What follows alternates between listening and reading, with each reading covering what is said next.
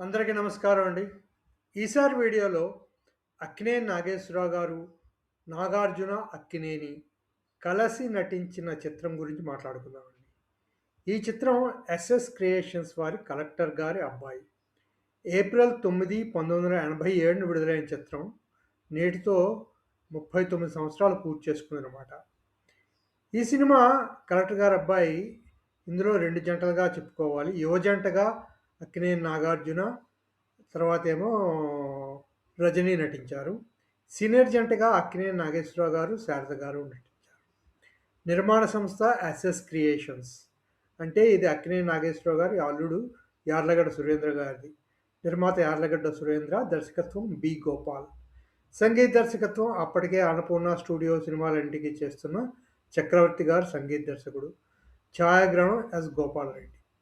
ఆ రోజుల్లో స్లాబ్ సిస్టంలో విడుదలైన చిత్రాల్లో ఈ చిత్రం చాలా సక్సెస్ఫుల్గా నడిచి 18 కేంద్రాల్లో సద్వినోత్సవం చేసుకుందని చెప్తారండి.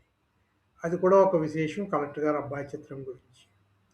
ఇంకా చిత్రంలోని పాత్రలు, పాత్రధారుల గురించి చూసుకుంటే కలెక్టర్ రమాకాంతారావుగా అక్కినేని నాగేశ్వరరావు గారు నటించారు. రమాకాంతారావు కొడుకు రవి ఆ పాత్ర అక్కినేని నాగార్జున గారు పోషించారు. లక్ష్మీదేవి అంటే రమాకాంతారావు గారి భార్యగా శారద గారు, భారతి అంటే రవి ప్రేయసిగా రజని, జ్యోతి రమాకాంతారావు గారి కూతురుగా వరలక్ష్మి గారు నటించారు. ఇకపోతే చిత్రంలోని విలన్ పాత్రలో ముగ్గురు కనిపిస్తారు. ఏలిముద్ర ఎల్లయ్యగా నూతన్ ప్రసాద్, వ్యాపారవేత్త అప్పారావుగా కోట శ్రీనివాసరావు, కన్నారావుగా సుధాకర్. వీరు ముగ్గురు ముఖ్యంగా ఈ చిత్రంలో విలన్స్గా చెప్పుకోవచ్చు అన్నమాట.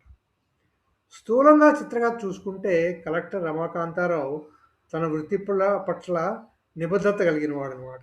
ఆయనకు చట్టం, న్యాయం అంటే విపరీతమైన గౌరవం. అతనికి భార్య లక్ష్మీదేవి, కొడుకు రవి, కూతురు జ్యోతి. వీరితో కలిసి జీవిస్తూ ఉంటాడు. కానీ తండ్రికి, కొడుక్కి అప్పుడప్పుడు కొన్ని అభిప్రాయ భేదాలు వస్తూ ఉంటాయి. రవి కొన్నిసార్లు చట్టాన్ని ఉల్లంఘించకపోతే న్యాయం జరగదు అంటూ ఉంటాడు అనమాట. దానికి అతని తండ్రి రమాకాంతారావు అంగీకరించాడు.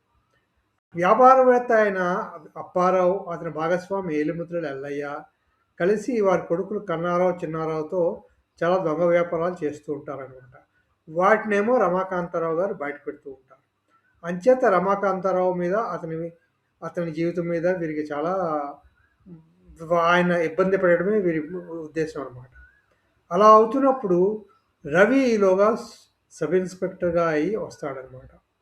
అప్పుడు మిగిలిన చిత్రం అంతా ఈ ఎల్లయ్య, తర్వాత అప్పారావు వీరు చేసిన దురాచకాలు ఏమిటి, వాటిని రవి ఎలా మళ్ళీ అన్నీ సర్దాడు అన్నది మిగిలిన చిత్రం అనమాట. అదండి స్థూలంగా చూసుకుంటే 'కలెక్టర్ గారి అబ్బాయి' చిత్రకథ. ఈ చిత్రం అక్కినేని నాగేశ్వరరావు గారు చెప్పాం కదా, వారి అబ్బాయి నాగార్జున కలిసి నటించిన మొదటి చిత్రంగా చెప్పుకోవచ్చు. తర్వాత చిత్రంలో 5 పాటలు ఉన్నాయి. అన్నీ కూడా ఎస్పి బాలసుబ్రహ్మణ్యం గారు, సుశీల్ గారు పాడిన పాటలే. తర్వాత ఏమో ఈ పాటలన్నీ ముఖ్యంగా నాగార్జున గారు, రజని గారి మీద చిత్రీకరించారు ఈ పాటలన్నీ. 5 పాటలు. సంగీతం చక్రవర్తి. పాటల రచయిత వేటూరి సుందరరామూర్తి గారు ఈ పాటలన్నిటికీ కూడా. అదండి ఈ పాటల గురించి చూసుకుంటే. అలా స్లంప్లో రిలీజ్ అయిన ఎస్ఎస్ క్రియేషన్స్ వారి 'కలెక్టర్ గారి అబ్బాయి' ఆ రోజుల్లో 30 కేంద్రాల్లో 50 రోజులు పైగా ఆడింది. 18 కేంద్రాల్లో 100 రోజులు ఆడిందండి. అలాగే షిఫ్టుల మీద 175 రోజులు కూడా అక్కడ హైదరాబాద్లో ఆడినట్టుంది ఈ సినిమా. అవండి ఈ చిత్ర విశేషాలు, 'కలెక్టర్ గారి అబ్బాయి' చిత్ర విశేషాలు. అలాగే ఈ ఎస్ఎస్ క్రియేషన్స్ బ్యానర్ మీద చాలా రోజుల తర్వాత మళ్ళీ మొన్నే విడుదలైన చిత్రం ఏప్రిల్ 10 డెకాయిట్. చాలా సంవత్సరాల తర్వాత మళ్ళీ ఈ ఎస్ఎస్ క్రియేషన్ సంస్థని యార్లగడ్డ సుప్రియ గారు, తర్వాత సుమంత్ గారు ఇద్దరు కూడా మళ్ళీ రివైవ్ చేశారు. ఈ కొత్త చిత్రం విడుదల చేశారన్నమాట.